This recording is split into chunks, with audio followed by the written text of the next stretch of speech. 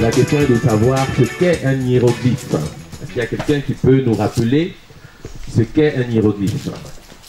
Donc les hiéroglyphes sont des idéogrammes, c'est-à-dire des dessins qui représentent des idées ou des concepts. Alors possiblement qu'il y en a parmi vous qui ont déjà vu cette introduction, mais c'est important pour chacun de se remémorer cela parce qu'on va baser notre communication sur les éléments préliminaires que je suis en train de présenter. Sur la base du travail de Champollion, donc l'égyptologie a statué sur un ensemble de faits pour ce qui concerne les hiéroglyphes, en affectant donc des lettres alphabétiques, comme vous le voyez ici, à différents signes. Et dans ce système, la lettre, en tout cas l'idéogramme galette de pain a pour valeur phonétique ou alphabétique la lettre T. Or, l'idée pour moi consiste à rappeler qu'il s'agit d'abord et avant tout d'un idéogramme.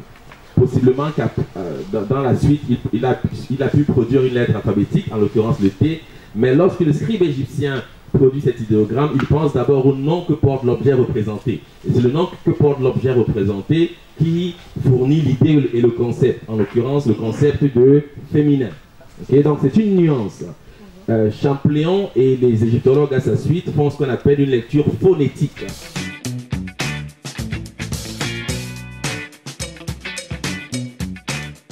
Il dit que nous devons dire quelque chose des lettres éthiopiennes auxquelles les Égyptiens ont donné le nom d'hiéroglyphe. Donc ils donnent comme origine à cette écriture l'Éthiopie. Il faut savoir que dans le discours de Diodore de Sicile, l'Éthiopie c'est ce qu'il appelle le Midi, c'est-à-dire la région équatoriale. Et dans cette zone vivent des peuples encore aujourd'hui que nous connaissons très bien et qui parlent des langues qui sont encore pratiquées. Donc ça veut dire, on peut supposer à partir de cette approche que les éléments qui fondent les graphies hiéroglyphiques, en tout cas les caractères gravés, sont basés sur les mots que ces objets portent au sein de cette population-là. C'est une simple question de logique. Alors il poursuit en disant, ces lettres se composent de figures d'animaux, de membres du corps humain, d'instruments ou d'outils employés dans les arts, et ce n'est pas de la réunion de caractères ou des syllabes que résulte le discours écrit, mais de la signification métaphorique attachée aux objets dessinés, signification que l'exercice seul de la mémoire apprend à retenir. Donc il dit, ce n'est pas de la réunion de caractères ou de syllabes, ce n'est pas la lecture syllabique ni alphabétique. Il le dit clairement et il a autorité par rapport à tout ce qui peut se produire aujourd'hui comme littérature sur les hiéroglyphes. Pourquoi? Parce qu'il écrit à une époque où cette écriture est encore pratiquée. Vous voyez? Ce n'est pas un contemporain, quelqu'un qui viendrait avec une forme d'idéologie, affirmer que le phonétisme permet d'acquérir l'intelligence des graphies. Non. Il dit que ce n'est pas de la réunion des caractères ou des syllabes que résulte le discours écrit. Ça veut dire que ce que ça veut dire que dire qu'émettre, ce n'est pas ça. Rajouter les E comme on fait, ce n'est pas ça. Parce que ça, c'est de la lecture syllabique. Vous voyez ce que je veux dire? C'est-à-dire on ajoute des syllabes. Ce n'est pas ça. Il dit que ce n'est pas ça, clairement. Sans nuance. Comme s'il avait l'idée que plus tard on aurait pu croire que c'est ça. Il le dit. Il le dit. Ok? Mais de la signification métaphorique attachée aux objets dessinés, signification que l'exercice seul de la mémoire apprend à retenir. Maintenant, je vous pose une question. Qu'est-ce que c'est qu'une métaphore?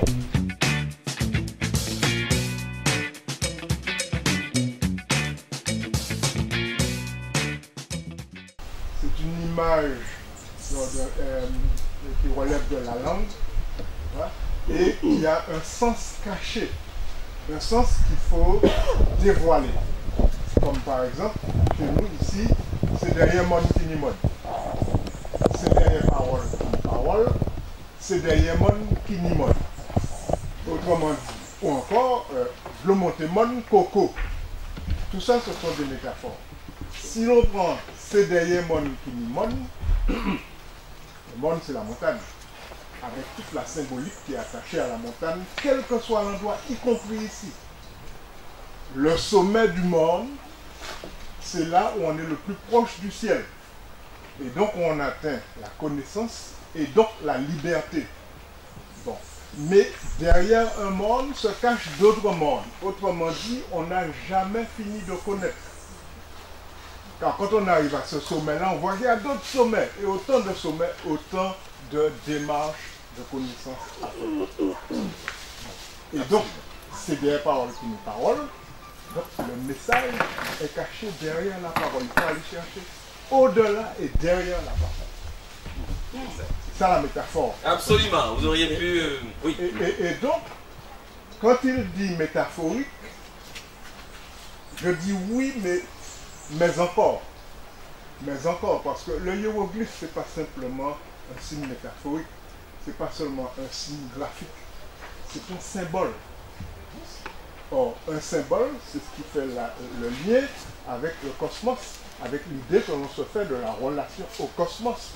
Et donc, une jambe, une tête de canard, c'est ce que représente à travers cet animal les qualités de la relation à cet univers qu'il faut déchiffrer.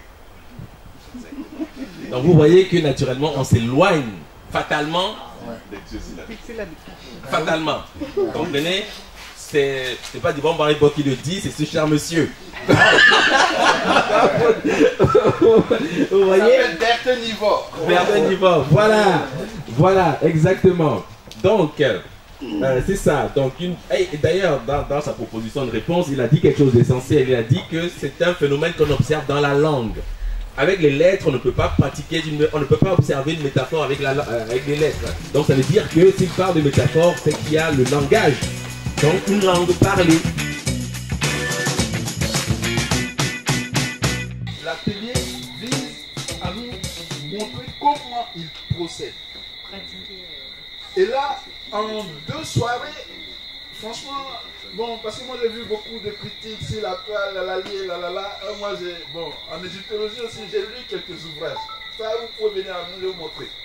Mais là, en 2 soirées, je pense qu'il va ramener à l'école vite. Donc voilà, si ça vous intéresse, on est disposé, j'en ai parlé vraiment avec le jeune frère, disposé à périodiser ce rendez-vous. Oui. On en parlera, on envisage que la prochaine soit en janvier. Donc voilà, veuillez nous contacter et puis on verra comment on le fait. Le prochain c'est demain de 9h à 17h pour ceux qui font l'atelier. Je vous remercie beaucoup d'être venus aussi nombreux et j'espère vivement que vous avez apprécié. À bientôt.